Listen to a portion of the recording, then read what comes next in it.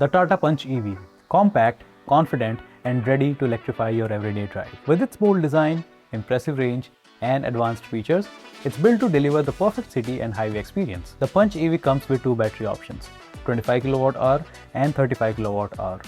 Let's see how each one charges up. For the 25 kWh variant, it charges from 10% to 100% in about 3 to 4 hours using a 7.5 kW AC fast charger. And with the 3.6 kW slow charger, it would take about 9 to 10 hours.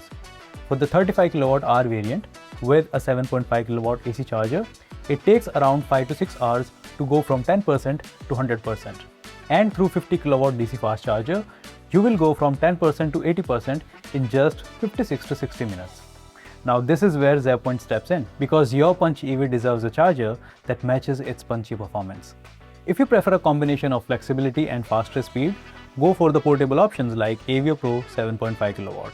And if you prefer higher convenience and feature-rich experience, then go for the Polar Pro 7.5 kW wall mount setup. Wherever you charge, ZEVpoint keeps your Punch EV powered, protected, and always ready for the next drive.